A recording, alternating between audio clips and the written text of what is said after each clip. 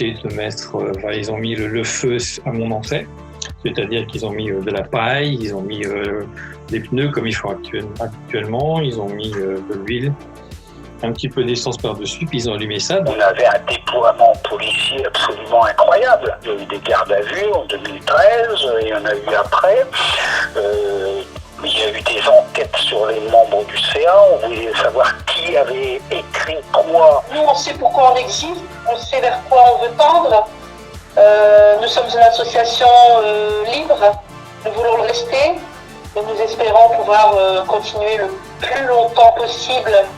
Bonjour et bienvenue sur Chronique des libertés associatives, émission présentée par Vivien Rubière et produite par le collectif des associations citoyennes en partenariat avec l'association Colère du Présent pour le Salon du livre d'expression populaire et de critique sociale d'Arras des 1er et 2 mai. Confinement oblige, celui-ci se déroule sous la forme d'un festival en ligne, Le Monde d'après. Faibles subventions, coupes budgétaires, enquêtes policières, diffamation, garde à vue, intimidation. Les atteintes aux libertés associatives ne manquent pas. La liberté d'action des associations est un bien précieux qu'il est difficile de préserver et de faire grandir. Mais beaucoup se battent. Nous avons interrogé des dirigeants associatifs des Hauts-de-France qui ont eu à affronter des remises en cause plus ou moins marquées de leur liberté. Comment ont-ils réagi? Quelles ont été leurs stratégies? Troisième épisode de la série d'entretiens avec Jean-Michel Gédrazac, président d'EVS, acronyme de Association Intervillage pour un environnement sain. L'association, située dans le Pas-de-Calais, lutte contre une ferme-usine, une porcherie industrielle, et plus globalement pour la défense du vivant.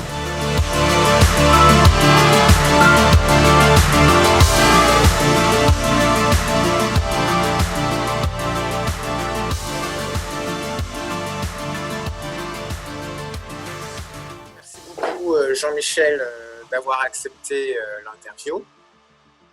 Donc, pouvez-vous vous présenter en quelques mots? Pouvez-vous présenter l'association, s'il vous plaît? Alors, me présenter, donc, je m'appelle Jean-Michel Gédrazac, je suis médecin jeune retraité et je suis coprésident de l'association EVS, qui est une association donc, du Pas-de-Calais, qui à l'origine s'est constituée pour se battre contre un projet de porcherie industrielle et qui maintenant a élargi son champ d'action, aussi bien au niveau de la distance, notre rayon d'action, qu'au niveau de l'objet de notre association, puisqu'on est une association qui se bat, notre mot d'ordre c'est la défense du vivant, pour la défense du vivant, et c'est dans la région de l'Audomarois. Voilà, notre association donc existe depuis maintenant 8 ans. Elle a plusieurs centaines d'adhérents. Ok. Est-ce que votre association a déjà été limitée dans l'exercice de ses libertés associatives? Et si oui, dans quelles circonstances? Est-ce que vous pouvez le raconter succinctement? Oui, on peut dire oui. On a été, il y a eu des tentatives de limitation de nos actions à 2 niveaux.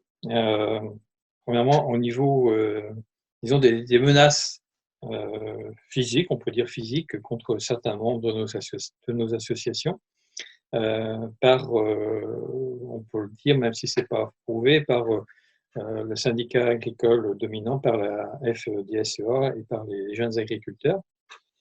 Ça s'est traduit par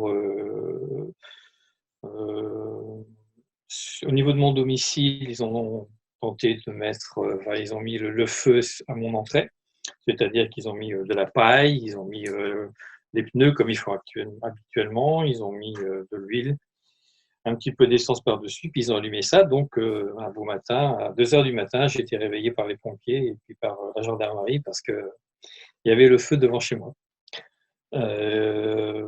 Parallèlement, quasiment en même temps, ils ont aussi dégradé mon cabinet. J'exerçais encore à l'époque, puisque ça datait de 2015. Ils ont mis des tags sur mon cabinet en mettant le nom du promoteur du projet de la porcherie industrielle, en mettant tous Aurélie. Et cette même nuit, il y a eu aussi un feu qui a été mis devant la mairie de Ringhem, puisque le maire nous soutient contre notre combat contre la porcherie. et pareillement contre un journal indépendant qui relatait les événements qui se déroulaient. Bon, sans qu'il y ait de parti pris de ce journal d'ailleurs pour notre cause plutôt que pour la leur, mais enfin bon, certainement qu'ils avaient eu des propos qui ne leur plaisaient pas trop. C'est quand même assez impressionnant pour des dirigeants d'association de se retrouver comme ça avec un feu de franchise, quoi. Enfin, ça ne nous a pas fait peur du tout, hein. Au contraire, ça nous a motivés davantage et ça nous a apporté un soutien encore plus important des habitants de nos deux villages, Surec et Euringhem, puisque cette année-là, on a eu plus de 700, enfin, presque 700 adhérents de petits villages comme Eck et Euringhem qui font eux deux, allez, 4-5 000 habitants, quoi. Et on a eu parallèlement le soutien d'associations, bon, la Confédération paysanne, les Amis de la Conf, France Nature Environnement, la Ligue pour la protection des oiseaux. Enfin, donc on a forcément porté plainte contre cette action. Et donc la police a fait son enquête au niveau du cabinet à Euringhem. Ils ont relevé des empreintes génétiques pour essayer de dépister les coupables, pour prouver ce qu'il en était. Et sans doute qu'on a estimé quelque part qu'ils en faisaient trop. Et ils ont été dessaisis, en fait. La police a été dessaisie de ce dossier pour être transmis à la gendarmerie. Le prétexte étant que la gendarmerie agissait au niveau, quand il y avait des dégradations au niveau des villages, comme il y a eu une agression aussi sur un petit village comme Euringhem, la gendarmerie qui n'a fait pas grand-chose, quoi. Et donc l'affaire a été classée quelques mois après. Il faut savoir que pendant quelques années, on organisait des réunions, des débats publics, on organisait aussi des petites fêtes pour financer notre association. Et on a dû tout abandonner parce qu'à chaque fois, il y avait des menaces, voilà. Des menaces de la part de la FNSEA. Il faut savoir qu'à chaque fois que je faisais, par exemple, ne serait-ce qu'une assemblée générale de notre association, mon domicile était protégé par la gendarmerie, par peur de représailles, par peur de... Ouais. Après, une deuxième volet d'atteinte à notre association, en tout cas du fait qu'on ne pouvait pas lutter efficacement contre ce projet local de porcherie industrielle, c'est les déboires qu'on a eus au niveau juridique. Donc, une porcherie industrielle, ça demande une autorisation, un permis de construire et une autorisation exploitée. Donc deux autorisations qui sont données par la mairie et par la préfecture. Et on a effectivement porté des recours contre le permis de construire, contre l'autorisation exploitée délivrée par le préfet, et aussi contre une autorisation donnée par l'AFR. Alors l'AFR, c'est une association foncière de remembrement, et donc l'AFR locale avait donné l'autorisation aux promoteurs du projet de porcherie industrielle de passer sur un chemin. On contestait la décision qui avait été prise, donc on avait 3 recours à faire. Nos recours étaient gagnants, c'est-à-dire par exemple sur le permis de construire, le tribunal administratif de Lille l'annulait. Au niveau de l'AFR, on a été reconnu comme ayant un intérêt à agir. Au niveau de l'autorisation exploitée, on allait vers une annulation de cette autorisation exploitée parce qu'il y avait des menaces sur certains cours d'eau. Et à partir d'un certain moment, tout s'est dégradé, c'est-à-dire au niveau du permis de construire, notre intérêt à agir a été reconnu 2 fois au niveau du tribunal administratif de Lille. Donc on avait gagné, hein, le permis de construire avait été annulé. Et une nouvelle instance au niveau du tribunal administratif de Douai, de la cour d'appel de Douai. Et là, on devait gagner. Et la cour d'appel la cour de Douai a décidé qu'on n'avait plus d'intérêt à agir. Là, c'est au niveau du recours au niveau de l'AFR. En première instance, on avait été reconnu comme quoi on avait porté notre recours à la bonne juridiction, c'est-à-dire le tribunal administratif, puisque c'était un problème administratif. On devait gagner également en appel, et la cour d'appel a décidé qu'on n'avait pas frappé à la bonne porte, que ce n'était pas au tribunal administratif qu'il fallait faire notre recours, mais au tribunal de grande instance de Saint-Omer. Ce qui est complètement faux juridiquement, hein, mais à chaque fois, ils trouvaient des arguties pour nous casser et puis pour nous faire perdre. Au niveau de l'autorisation exploitée, c'est pareil. L'autorisation exploitée devait être annulée Et puis, à la dernière minute, ils sont revenus sur le rapport qu'avait fait le rapporteur public. Avant de faire un jugement, il y a un rapporteur public qui fait un rapport. Le rapporteur public préconisait l'annulation de l'autorisation à exploiter. Et le jour du jugement, le rapporteur public n'a pas été suivi par les juges, ce qui est assez rare. Et puis, on n'a pas eu gain de cause. Voilà, donc on avait fait 8 actions juridiques. On en a perdu 5 sur les 8. On en a gagné 3. On a eu 12 000 € de frais irrépétibles à payer à la partie adverse. Et la partie adverse n'a jamais eu de pénalité à payer. Donc voilà, c'est un petit peu le pot de fer contre le pot de terre au niveau juridique.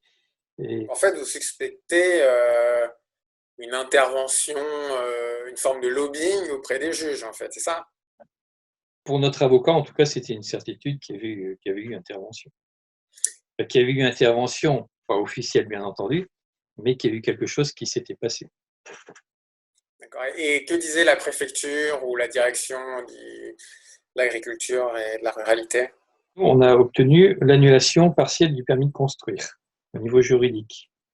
Ça a permis aux promoteurs du projet de présenter un permis de construire modificatif pour pouvoir faire leurs travaux. Donc, ce permis de construire modificatif, ils l'ont déposé donc à la mairie de Ringhem. On a refusé par 2 fois de le donner. Et normalement, quand il y a un refus comme ça du maire, ce sont les promoteurs du projet qui font un recours au niveau du tribunal administratif pour contester la décision du maire. Logiquement, c'est souvent comme ça que ça se passe.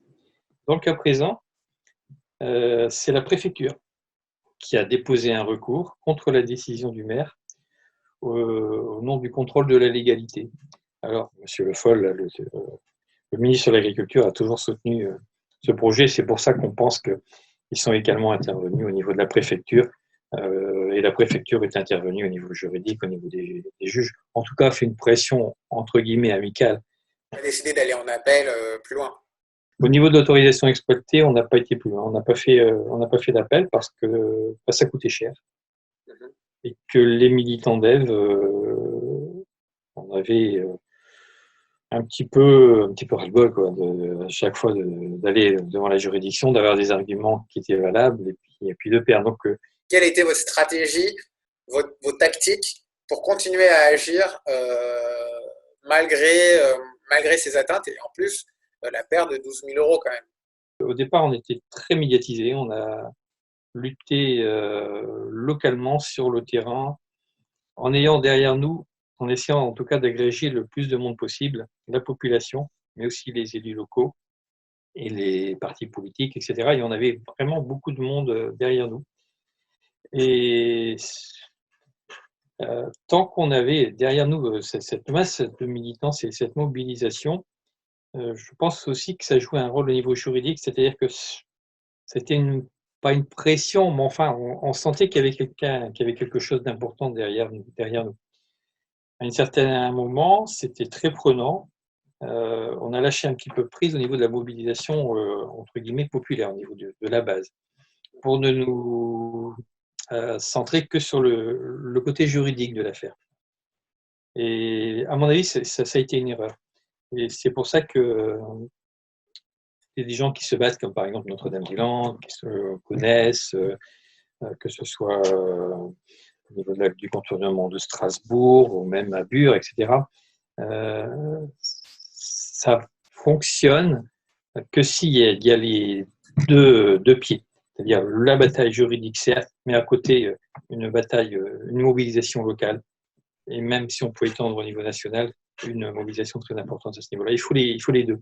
Au niveau des aides qu'on aurait pu attendre, si effectivement les préconisations qui sont faites dans le document que vous m'avez fourni avaient pu être faites, c'est vrai qu'au niveau de l'aide juridique, ça aurait été par exemple quelque chose d'intéressant à voir.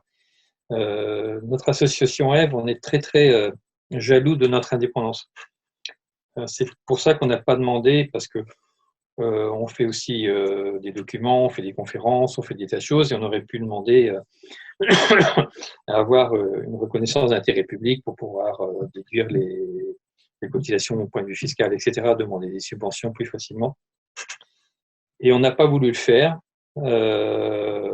parce qu'on voulait garder notre indépendance et qu'on se disait, oui, si on a des subventions de la mairie ou si on a des subventions d'associations ou autres, on va plus se sentir libre comme on est libre actuellement. C'est pour ça que les préconisations qui sont là dans le document que je vous dis sont intéressantes à ce niveau-là. Ça permet, si on peut ne pas supprimer des subventions de manière un peu bizarre, ça permet effectivement que les associations soient plus indépendantes.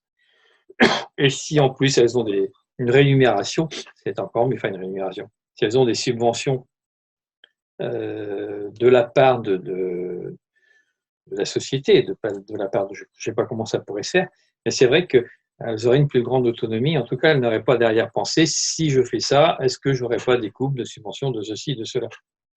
Est-ce que les atteintes, intimidation, coûts judiciaires, etc., vous ont obligé, contraint à revoir votre stratégie, à revoir votre manière d'organiser, peut-être même votre projet associatif initial a été modifié, on va dire? À partir du moment où ce projet a été adopté, accepté, et qu'à partir du moment où maintenant la porcherie est fonctionnelle, notre militantisme s'est orienté vers d'autres choses. C'est-à-dire qu'on n'est plus dans des combats corps à corps, entre guillemets, contre quelque chose de bien précis, mais on est pour la défense d'une agriculture paysanne, on est pour des choses de ce genre-là, et on n'a plus, entre guillemets, d'ennemis visibles, quoi. Mais voilà, donc on n'a pas tellement changé notre fusil d'épaule parce que notre lutte a changé d'optique. Notre l'angle de bataille que l'on a, c'est défendre l'agriculture paysanne, c'est-à-dire défendre une agriculture qui soit respectueuse de l'environnement, du bien-être animal, la petite paysannerie, les circuits courts, enfin tout le discours qu'il peut y avoir actuellement pour, entre guillemets, le monde d'après, comme on entend parler beaucoup actuellement, à chaque fois qu'on voit quelque chose par rapport au Covid-19, on arrive sur les choses que nous on défend depuis 4-5 ans en fait. C'est pour ça que nous on est très partie prenante de la campagne des coquelicots. Je ne sais pas si on connaît les coquelicots de Fabrice Nicolino, le mouvement des coquelicots qui préconisait un rassemblement tous les premiers vendredis de chaque mois pendant 2 ans. On est aussi parti au niveau des pisseurs involontaires de glyphosate. Je ne sais pas si on connaît ce mouvement également, c'est-à-dire qu'on fait des analyses d'urine pour voir si les gens ils ont du glyphosate dans les urines. Et puis, il y a eu 6 000 prélèvements d'urine faits par cette association des pisseurs involontaires de glyphosate. On est actuellement dans ce genre de choses. Et là aussi, on peut voir malgré tout qu'il y a une forme de pression, entre guillemets, contre les associations qui s'engagent là-dedans. Je ne sais pas si la cellule Déméter, ça dit quelque chose aux gens, mais il faut savoir quand même qu'au niveau de chaque préfecture, il y a maintenant une cellule où il y a des représentants de la préfecture, des représentants de la gendarmerie, chose assez logique, hein, mais aussi des représentants de la FNSEA et des FDSEA, donc Fédération départementale des exploitants agricoles locales.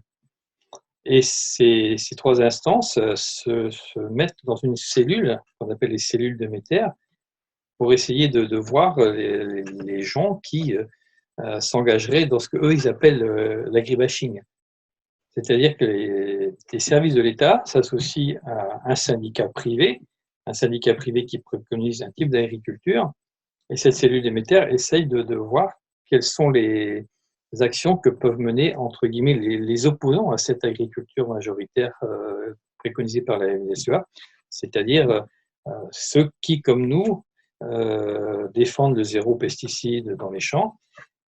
Okay. Donc, ça ne répond pas à votre question, mais c'est quand même une orientation que nous, on a développée, c'est-à-dire lutter contre certaines dérives, entre guillemets, autoritaires qu'il puisse y avoir, et certains partis pris des services publics, des préfectures ou de la gendarmerie, qui favorisent donc une expression d'agriculture, qui défendent un certain type d'agriculture contre un autre type d'agriculture. Alors que normalement, l'État doit être neutre. C'était le 3e épisode de la série Chronique des libertés associatives, émission produite par le collectif des associations citoyennes, en partenariat avec l'association Colère du Présent pour le Salon du Livre d'Expression Populaire et de Critique Sociale, les 1er et 2 mai. Merci à Jean-Michel Gédrazac pour avoir répondu à l'interview. Merci à François, Isabelle et Jean-Baptiste pour les contacts avec nos intervenants.